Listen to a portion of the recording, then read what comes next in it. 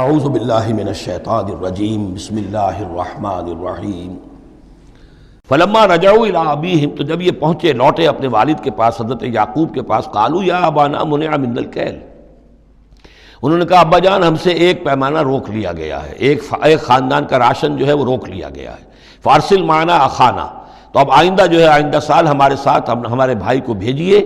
نقتل، تاکہ ہم اس کی بھرتی بھی لے آئیں، اس کا راشن بھی لے آئیں، وَإِنَّا لَهُ لَحَافِظُونَ، اور ہم اس کی پوری حفاظت کریں گے۔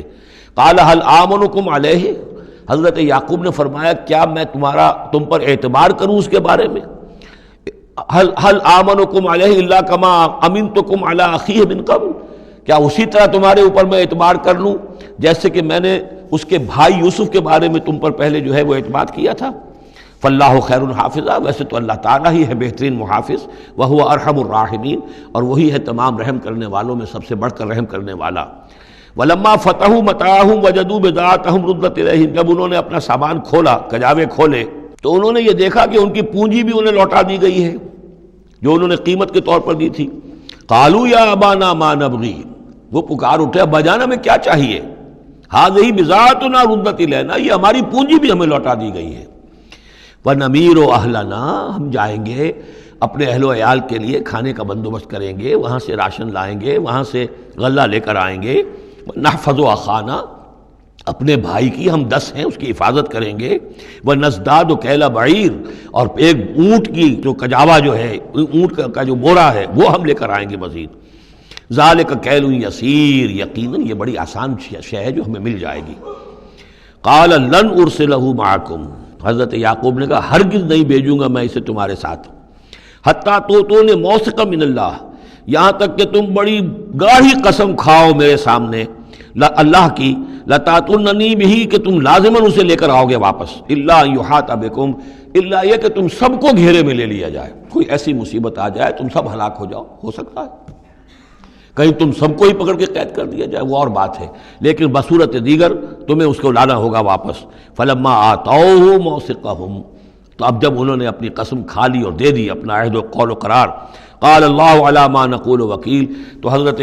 یعقوب نے فرمایا ٹھیک ہے، اب جو اللہ تعالیٰ جو کچھ ہم کہہ رہے ہیں، جو ہمارا قول و قرار ہوا ہے، اللہ تعالیٰ اس پر نگہبان ہے۔ وقال یا بنی، انہوں نے کہا میرے بیٹو، لا تدخلوا من باب واحد، دیکھنا وہاں جب داخل ہو تو کسی ایک دروازے سے داخل نہ ہونا،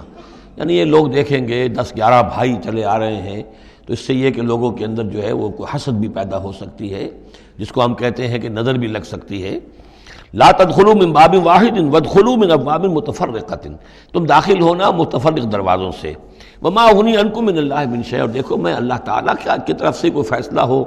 کوئی تمہارے لیے کوئی غضب کا معاملہ ہو اللہ کی طرف سے ہی، تو میں روک نہیں سکتا، میں منع نہیں کر سکتا، لیکن یہ کہ پھر بھی جو بھی اللہ تعالیٰ کی طرف سے ہم احتیاط کر سکتے ہوں اس کے اندر کوئی حرج نہیں ہے۔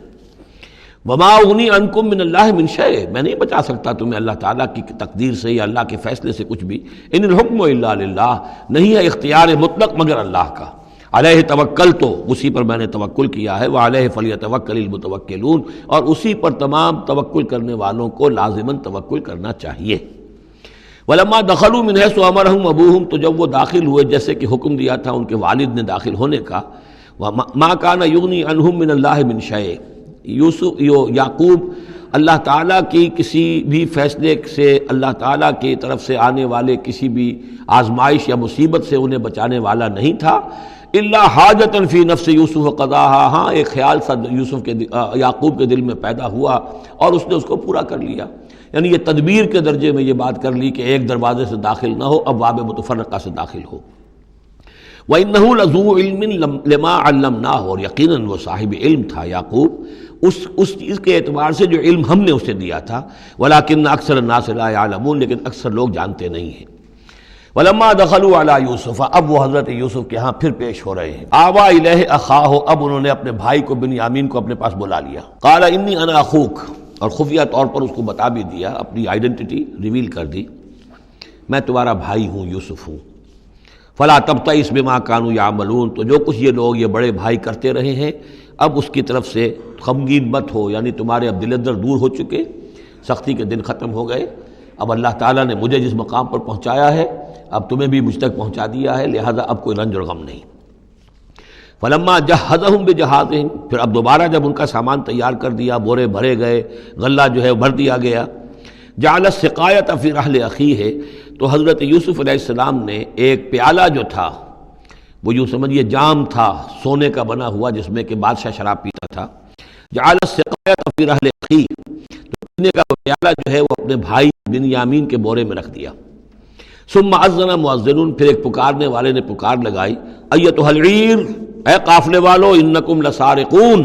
اب وہ چل پڑے ہیں، قافلہ چل پڑا، پیچھے سے آواز دے رہا ہے تم لوگ تو چور ہو۔ قالوا واقبلوا علیہم، انہوں نے کہا، پیچھے مڑ کر انہوں نے اس کی طرف رخ کیا ان لوگوں نے، ماذا تفقدون،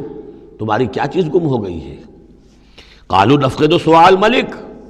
ہمیں نہیں مل رہا وہ بادشاہ کا جام، بادشاہ کا پیالہ، وَلِمَنْ جَاءَ بِهِ حِمْلُ بَعِيرٍ، اور جو بھی لے آئے گا اسے، اس کو ایک اونٹ کا کی جو ہے بوجھ، اتنا ایک اناج پھر اور دے دیا جائے گا، وَأَنَا بِهِ زَعِيمٌ، اور اس کا میں ذمہ دار ہوں۔ قَالُوا تَاللَّهِ لَقَدْ عَلِمْتُمْ، اب انہوں نے کہا اب سچ بول رہے ہیں، اور اس میں ان میں جو لجاجت ہے، اس وقت آگر کچھ اور بات تھی، اب کچھ اور بات ہے۔ قَالُوا تَاللَّهِ لَقَدْ عَلِمْتُمْ مَا جِئْنَا لِنُفْسِدَ فِي الْأَرْضِ، ان کا اللہ کی قسم آپ لوگ خوب جانتے ہیں اچھی طرح سے کہ ہم زمین میں فساد مچانے نہیں آئے ہیں، یہاں پر ہم تو یہاں غلہ لینے آئے ہیں، مصیبت کے مارے ہیں، ہم یہاں آ کر چوری کریں گے؟ تاللہ لقد علمتم ما جئنا لنفسد فی الارض وما كنا سارقین، ہرگز چور نہیں ہے۔ قالوا فما جزاؤہ ان کنتم کاذبین، تو انہوں نے کہا جو وہاں کے جو بھی ان کے ملازمین ہوں گے کہ اچھا اگر تم لوگ جھوٹے ہو تو پھر جس کے پاس سے وہ برآمد ہو گیا اس کی کیا سزا ہوگی، کیا اس کو بدلہ دینا چاہیے؟ قالوا جزاؤہ من وجد فی رحلہ فہو جزاؤہ، ان کا ٹھیک ہے،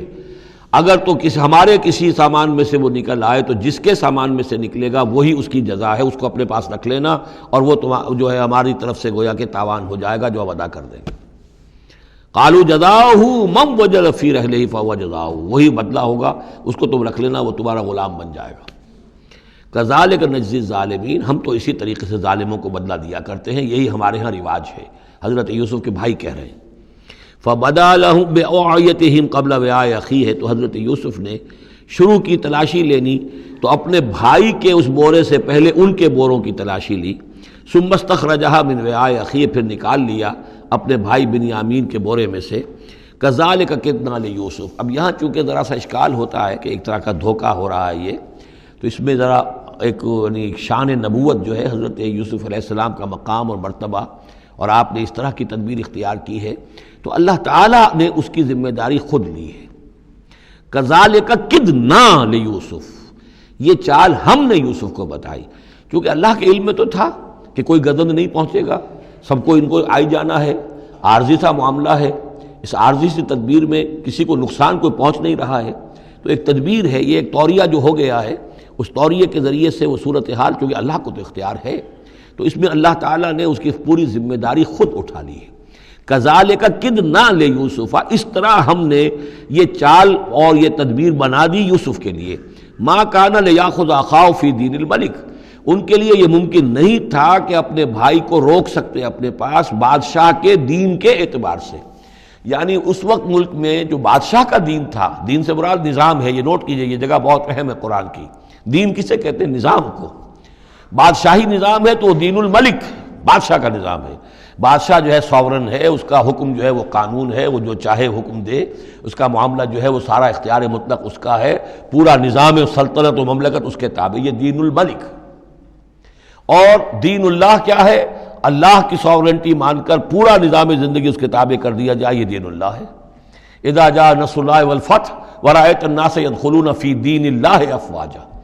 تو دین الملک اور دین اللہ، اور آج کا دین کون سا ہے؟ دین الجمہور، پاپولر ساورنٹی، حاکمیت عوام کی، وہ اپنے نمائندوں سے جو چاہیں قانون سازی کریں، جس چیز کو چاہیں جائز قرار دے دیں، جس چیز کو چاہیں ناجائز قرار دے دیں، یہ دین الجمہور ہے جو کفر ہے، شرک ہے۔ دین اللہ ہے اسلام، کہ اللہ کی ساورنٹی، حاکمیت اس کی، مسلمانوں کی خلافت، قانون جو ہے اللہ کا۔ البتہ جہاں اللہ کی طرف سے کوئی واضح حکم نہیں ہے وہاں مسلمان باہمی مشورے سے مباحات میں سے کسی شے کو اختیار کرنے میں چاہے میجورٹی ووٹ کے ذریعے سے فیصلہ کر لے، کوئی حرج نہیں، یہ دین اللہ ہوگا۔ تو ظاہر بات ہے کہ مصر میں سب نظام تھا، بادشاہ کا نظام تھا، اس کا قانون تھا، اور حضرت یوسف جو بادشاہ نہیں تھے، اس قانون کو وہ بدل نہیں سکتے تھے، وہ جو بھی اختیار تھا ان کا اپنے خاص شعبے سے متعلق تھا، وہ زراعت کا شعبہ تھا یا خوراک کا شعبہ تھا، اس میں تو مختار مطلق تھے، لیکن یہ کہ وہاں کا قانون اور دستور جو تھا اس میں دخل اندازی نہیں کر سکتے تھے، یہ باہر کے لوگوں کو وہاں روکنا ان کے لیے ممکن نہیں تھا۔ کذالک کدنا لیوسف ما کان لیاخذ اخاہ فی دین الملک، ان کے لیے ممکن نہیں تھا کہ اپنے بھائی کو بادشاہ کے قانون اور نظام کے تحت اپنے پاس روک سکتے، الا یشاء اللہ، سوائے اس کے جو اللہ چاہے۔ اللہ نے یہ تدبیر اختیار کی، اور اس طریقے سے بنیامین خود ان کے بھائیوں کے منہ سے یہ لفظ نکل گیا، اور ظاہر بات ہے یہ بھی اللہ تعالیٰ کے انگلیوں کے مابین ہے تمام انسانوں کے دل، جسے چاہتا ہے پھیر دیتا ہے کہ ٹھیک ہے جس کے کجاوے میں سے اور جس کے بورے میں سے نکل آئے وہ پیالہ، بس اسی کو رکھ لینا تم۔ لہذا ان کے کہنے کے مطابق اب بنیامین حضرت یوسف کے پاس رہ گئے۔ نرفع درجات من نشاء، ہم درجے بلند کرتے ہیں جن کے چاہتے ہیں، وفوق کل ذی علم علیم، اور ہر صاحب علم کے اوپر کوئی اور صاحب علم بھی ہے، یعنی علماء کے بھی درجات ہیں اور ایک سے ایک بڑھ کر علم رکھنے والے ہیں، اور پھر سب سے بڑا عالم وہ اللہ خود ہے۔ صدق اللہ العظیم۔